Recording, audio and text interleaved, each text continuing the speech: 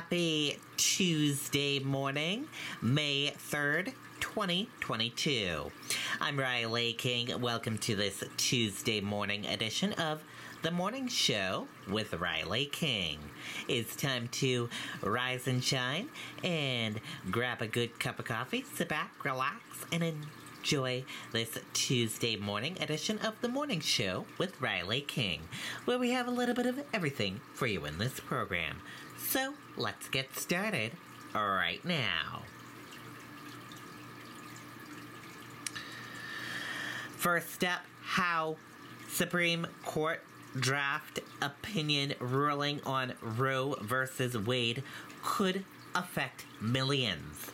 Let's take a listen to that video from ABC News. It is too early, and Jay here is making scrambled eggs for Tommy. And it's got to happen fast, or it's going to be crayons for breakfast. Just bring in our chief White House correspondent, Cecilia Vega, our chief legal analyst, Dan Abrams. And Cecilia, let me begin with you. Shocking for the country, shocking for this White House. Yeah, George, exactly. Now, look, the president just released a statement, so let me tell you what he is saying. He says, quote, "We do not know whether this draft is genuine or whether it reflects the final decision of the court," but he says he believes that a woman's right to choose is fundamental and that if the court does overturn Roe, that this will fall on elected officials to protect a woman's right to choose. He is looking ahead right now to those midterms in November, saying voters are going to have to elect pro-choice officials, and he wants Congress to codify Roe v. Wade into law, but that effort, as we know, is currently stalled on Capitol Hill. Look, it is tough to overstate just how seismic this news here is here in Washington. You've got conservatives who are opposed to abortion rights praising this decision while blasting the leak itself and calling for an investigation into how this document got out. You've got Democrats sounding the alarm, saying the breach doesn't even begin to compare with what's at stake. You've got Nancy Pelosi and Chuck Schumer out with a scathing statement this morning.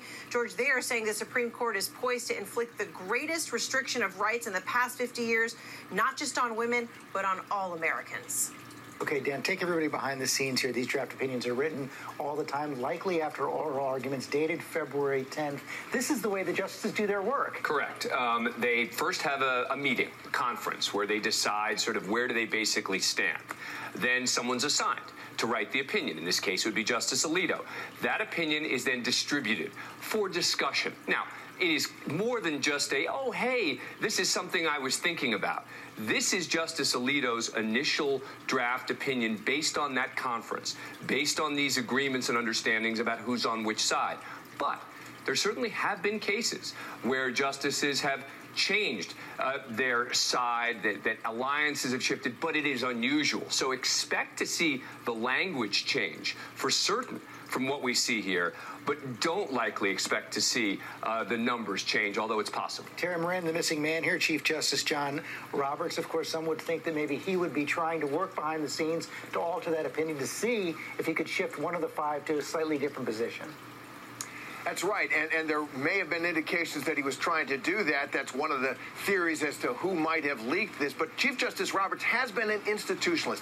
He doesn't want the court to take giant steps rewriting constitutional law and transforming life in America. He thinks that will damage the court's credibility. The conservatives say Roe is wrong and needs to go. Dan, if this does hold, if there are 5 votes to overturn Roe v. Wade, it's going to accelerate a process in the country that we're already seeing every state going its own way. Right. And remember, there are some states that still have laws on the books banning abortion, just waiting for Roe to be overturned. So you're going to see, 20 or so states, maybe a little more, which are banning abortion outright. You're going to see the purple states, which may restrict abortion more than it is today. And then you may see in some of the blue states actually making it more accessible for abortion. But you're going to see it state by state decide, none of these sort of legal battles over the number of weeks. As to say, we don't know exactly when the final opinion is going to come out. We do know it's likely to have a big impact on the midterms. George, the polling on this has been consistent. The majority of Americans believe that the Supreme Court should uphold Roe v. Wade. It's been that way for years, but abortion really has not been at the top of the list of concerns for voters in this country for a long time now. This was really shaping up to be a midterm about kitchen table issues on the economy and inflation, but we are now seeing Democrats using this already to really rally their base. This is just the start of what's going to be a really heated next 6 months to come. Well, hey there, GMA fans. Robin Roberts here. Thanks for checking out our YouTube channel. Okay, and there you go on that video and that report.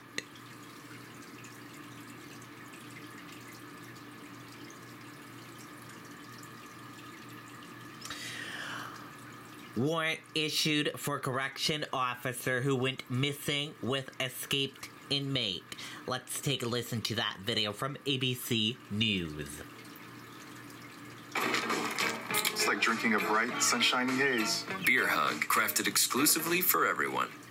Now to the growing manhunt for that Alabama murder suspect who vanished along with a corrections officer last week. Officials now issue an arrest warrant for the officer, accusing her of helping him escape. Eva Pilgrim had the latest.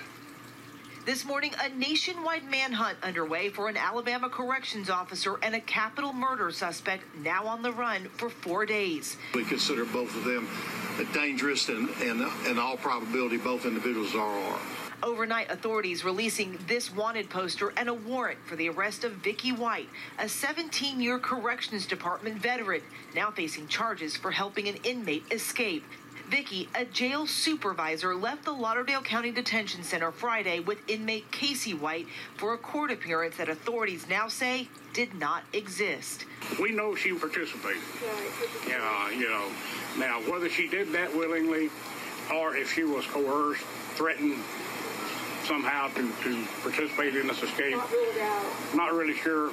According to the sheriff, surveillance video shows Vicky White's patrol car at 9:49 a.m. Friday, 8 minutes after the two left the jail, at an intersection that was not on the way to the courthouse. Nearly 6 hours later, the two were reported missing.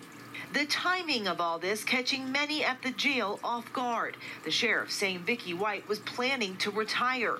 Friday, the day she disappeared, was supposed to be her last day. The 56-year-old had also just closed on the sale of her home on April 18th. This document, obtained by our affiliate WAAY, shows she sold it for over $95,000. Vicky's former mother-in-law, who remained close to White, sharing this picture of Vicky and her ex-husband, saying this escape was totally out of character. Vicky's not that kind of person. She was always nice to everybody. I can't understand it. Authorities are looking at security cameras here at the jail to try to determine if they were having a romantic relationship. There are rewards being offered for information. Authorities emphasize that Casey is 6'9" and that you should not approach them. They're concerned because he is charged with murder that he may feel like he has nothing to lose, and they consider him very, very dangerous. Guys. What a story. Okay, Eva, thanks very much. Well, hey there, GMA fans. Robert. Okay, and there you go on that video and that report.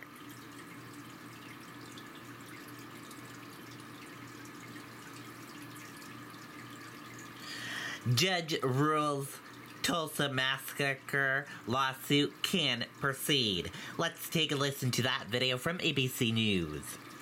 Now to a victory for the plaintiffs in a lawsuit seeking reparations for the Tulsa Race Massacre, when a white mob descended on a prosperous black neighborhood in 1921, killing as many as 300 people. A judge ruled that the lawsuit can move forward with 3 of the survivors of the terror in the courtroom. Steve Osunsami has this important story for us. Good morning, Steve. Good morning to you, Robin. We talked with one of the lead plaintiffs who turns 108 years old a week from today, and she told me that she would like to see a day of justice before she leaves this earth. They are suing for a new hospital and for a victims' compensation fund for the living survivors and other families. It's a small but important victory this morning for the 3 living survivors of the Tulsa Race Massacre of 1921. To think and feel this victory is amazing. All 3 are more than 100 years old and are suing the city of Tulsa, the county, the sheriff, and other authorities who they say allowed the massacre to happen. They made their way to court, encouraging a judge to let their case move forward, where she agreed. And if successful, their lawsuit could mean potentially hundreds of millions of dollars for the victims and their families. Is it safe to say you and the other survivors are pushing for payments? Yes, whatever it takes to replace our loss. Mother Fletcher, as they call her, was a child when she says a mob of her white neighbors burned down her home and went killing black families. You're still afraid? Yes. Oh, sure. Sleeping at night and the thoughts stay with you all the time. Tulsa's mayor says he doesn't want today's taxpayers to pay for yesterday's crimes. I don't want to settle a lawsuit and have a property tax levied on this generation of Tulsans to punish them for something that they did not do. The mayor isn't alone. He speaks for a great deal of Americans. We should underline that none of these families have ever been compensated for their loss to property or business. For an in-depth look at the Tulsa Race Massacre, be sure to check out our podcast, Tulsa's Buried Truth, available wherever you get your podcasts, or you can point your phone at that QR code. Robin? Such an important story, and one, Steve, that I hope that more people will want to know about. And just, again, this was considered Black Wall Street. These were people that were told, get a job, and they were doing, and it was all wiped out. It was one of the most prosperous black communities in America. Many blocks of homes and businesses. It was an economy unto itself, created, frankly, by the ugly pressures of America's racism at the time.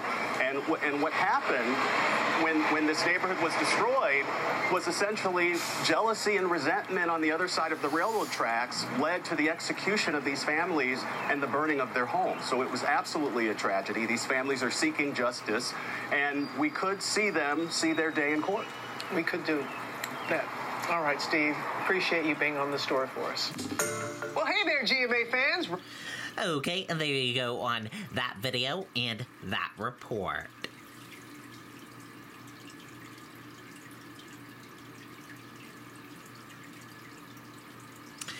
Imposter breaches Queen's security near Windsor Castle. Let's take a listen to that video from ABC News. I'm Jimmy Dean, and Mother Nature sure doesn't cut any corners when she paints a morning like that. And we know there's... And now to that royal security scare. An imposter spending the night just feet from Windsor Castle at Army Barracks with the people who were supposed to protect the Queen. Maggie Rulli is there this morning with the detail that, Maggie, he got in without showing any identification.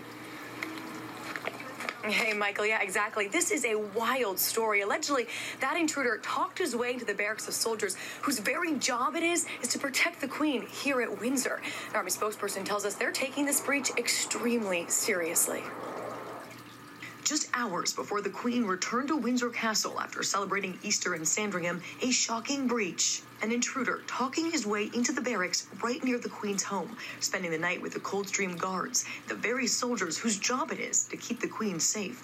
The man posed as a priest, saying he was friends with the soldier's chaplain. No one penetrated these walls, and the Scotland Yard protection is first class. But of course, it's an embarrassment for the Coldstream Guards, and there's an investigation from the Ministry of Defence as to what happened. He was never asked for any ID as he regaled the soldiers about his supposed time in the Iraq War, even claiming to be an ejector seat test pilot. After dining and drinking with them, the imposter was offered a bed for the night. It wasn't until the next morning that police were called. This is the problem, really, of the Queen being based at Windsor Castle, not Buckingham Palace, which is more of a fortress. There are public areas here that people are allowed to go to, which makes it more difficult to keep it completely secure.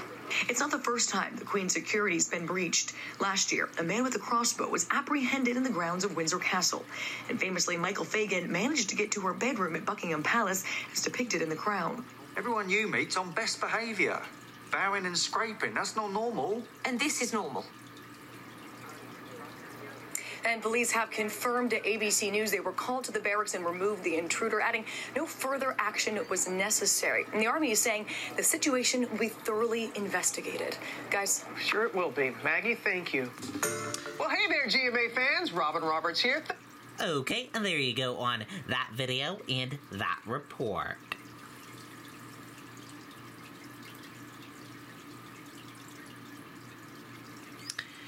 And we are going to switch gears now, and let's talk about weather right now.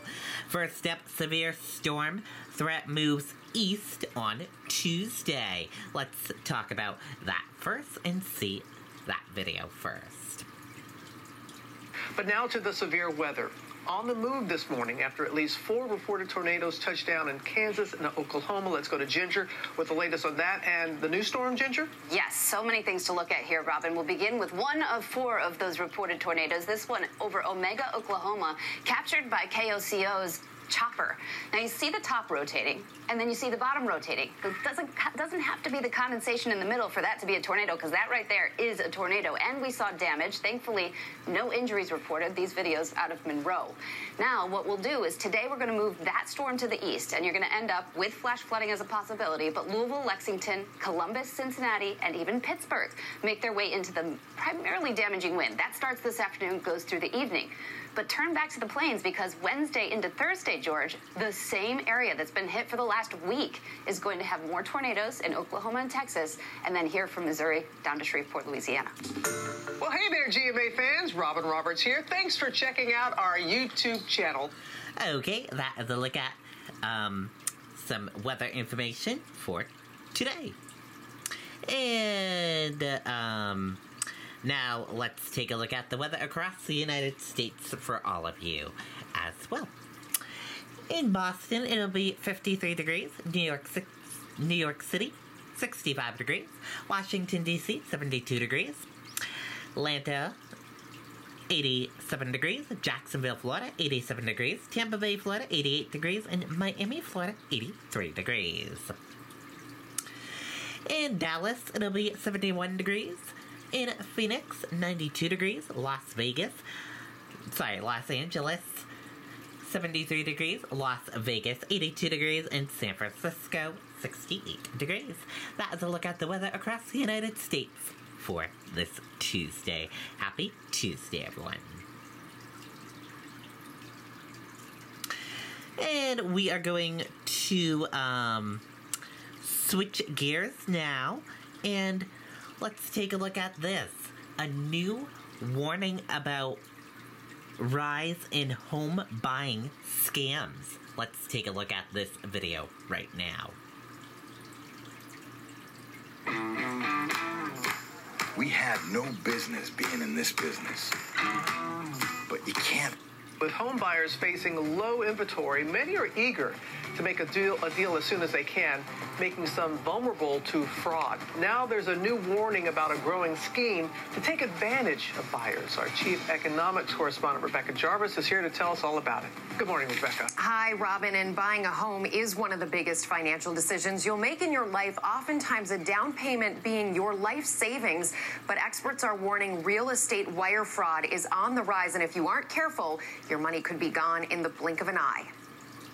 Becoming a new homeowner is a dream come true, but for some people like Carly Adriatos, it can also become a nightmare. I had gotten an email that day right around the same time that I was on the phone with the title company, and it was pretty much instructions of how to send, the wire transfer. But she says it was actually a scam. I sent the money to the person that had sent it in the email, and then the next day I got a call from my closing company, and they stated that they had never received the funds. Adriato says nearly $24,000 down payment was gone. Are you seeing an increase in real estate transfer wires? Last year was a breakaway year, unfortunately, for consumers being victimized for real estate wire fraud as they're trying to get their down payment closing obligations satisfied, a lot of times by wire transfer. How does it work? Experts say in many cases, the scammer sends a phishing email to a broker or title company, hacking into their email account.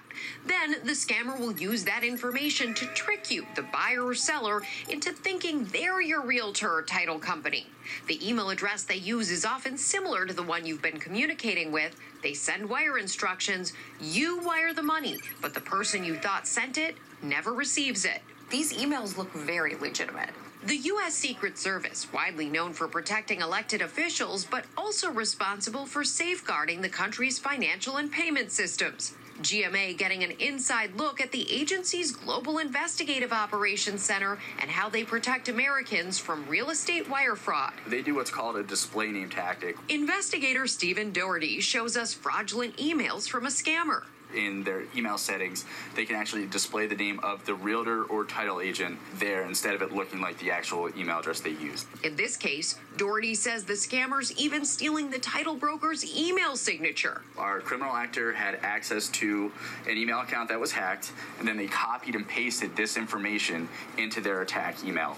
So who's behind this? These guys are very efficient criminal networks. They have cells located everywhere, domestically here in the U.S., Eastern Europe, Middle East, Africa, Southeast Asia, you name it. They are local. They are global. Secret Service says it has recovered approximately $210 million for victims since 2019. But criminals are moving faster than ever. We're seeing funds move, before we used to have a 72 to 48 hour window. Now funds are moving within 24 hours, even faster than that. Gone so quickly, but time is literally money if you hope to get your money back. Immediate reporting needs to occur if any recovery can be attempted. The first thing that the individual needs to do is contact their bank immediately. Costly and tragic when this happens, Robin. So what can home buyers do to protect themselves before this even happens? So I talked to the Secret Service about this, and their tips are check the email address and URL used in any communication asking you to transfer money. Many people are doing business on their phone. That makes catching this thing slightly different because the addresses can look slightly different. It's harder to see on your phone, so the best thing to do is break out your computer before sending out such a large sum of money. You want to verify with the closing agents and parties in advance what the process is going to be before the closing. It should never change. So it is a red flag if you receive an email asking to do things differently when it's time to send money. And finally, call your title company before you do the transfer to confirm that your money is going to the right place. And Robin, one other thing the Secret Service told me, this often happens right before the weekend. People are busy. They're trying to get things off their plate. Once it's the weekend, you're not thinking about your bank. So a lot of these scammers prey on that. But you're right about those addresses. It could be just one letter off, but it looks so legit. And that's why you look at it on your computer, because then you can really see it. That's true. Yeah, people are so excited to be closing on their homes. It's so sad. Yeah. Really sad. Well, hey there, GMA fans. Okay, there you go on that video. Good information there to know and help you. And we're gonna switch gears now. Let's go into some entertainment news. And in entertainment news, all the best looks from the Met Gala 2022. That was last night. Let's take a look. My great-grandmother started a legacy of education in my family. She ran for state office. Had no problems breaking the norms. She had a dream and decided to pursue it. Find the strong women in your family with Ancestry. GMA cover story. The Met Gala made its glamorous return the first Monday in May last night, and the looks, the major red carpet moments did not disappoint, and neither does Janae Norman. What you doing right here? Thank you. What are you wearing? Right? You know, I don't even know. It was ripped the wrong way. This was rented and this was borrowed. Okay. We already talked about the dress that everyone is talking about. This is the dress that Kim Kardashian wore last night. More on that in just a minute. But this all started even before we got to the red carpet. We had a behind-the-scenes look with Chloe Bailey as she got glammed up for the night of gilded glamour, and the red carpet was even dressed up to fit the theme, celebrating America, an anthology of fashion. The red, white, and blue carpet glittered with gilded glamour. Host Blake Lively with an ode to 1870s New York architecture, transforming mid-entrance a shimmering bronze deco dress, unfurling to reveal a cascading teal train. Alicia Keys and an Empire State of Mind bedazzled in silhouette forming New York's skyline. And all eyes on Kim Kardashian, channeling Marilyn Monroe and the original sheer white dress she shockingly serenaded President John F. Kennedy in on his birthday in 1962. It's going to be a real moment in fashion. Yes, and in history. And I think in history. A true family affair for the Kardashians. Kris, Khloe, Kendall, Kylie, and Kourtney all showing up. Powerful women are so American. The gala returning to its first Monday in May after 2 years of pandemic postponements. The theme channeling the grandeur gilded age of New York. corsets and glamorous trains and eccentric headpieces. Sarah Jessica Parker's towering feathered hat to Cynthia Erivo's angelic white head wrap, a nod, she says, to the women who once wore them as a necessity and then an accessory. They put this stamp of style on what we end up wearing throughout the ages. Sustainability also a focus. Emma Stone re-wearing her 2020 Louis Vuitton wedding gown, Camila Cabello stunning in an upcycled white floral two-piece ensemble, and the men offering up some of the night's most talked about fashion trend, skirts, proving that traditional fashion gender norms are no longer a 21st century ideal. Okay, so this is the dress that Marilyn Monroe told a designer she wanted a dazzling, one-of-a-kind dress that only Marilyn Monroe could wear. Well, last night was the second time that anyone has worn this dress since Marilyn wore it, serenading President Kennedy on May 19th, 1962. This is the actual dress. We're not even allowed to touch it. I've seen people put on gloves just to move this. For preservation reasons, Kim only wore it for the red carpet. She then changed into a replica for the rest of the evening. After this dress leaves here, it is heading out west, where it will be on display at Ripley's Believe It or Not Hollywood for a limited time, and that is all part of an exhibit opening Memorial Day weekend that will also feature a behind-the-scenes look at Kim getting ready for the gala, as well as other memorabilia from Marilyn Monroe and President Kennedy. This dress is a big deal, guys. Where's security? They trust us not to touch it? Well, I mean, should they? No. I won't get into it, but we can be trusted. Thank you, Jeanette. I have to say, Met Gala night is like the Super Bowl in my house. The image of me from last night is all three of my girls, Allie, Elliot, and Harper, lying on the bed watching the screen and doing Instagram at the same time. I love how you referred to Allie as one of the girls, your three girls. Yeah. That's beautiful. She may not like it, but that's okay. I'll ask her today. Well, hey there, GMA fan. Okay, and there you go. And that does it for this Tuesday edition of The Morning Show with Riley King. Thank you for tuning in and watching. Have a great rest of your Tuesday. Goodbye.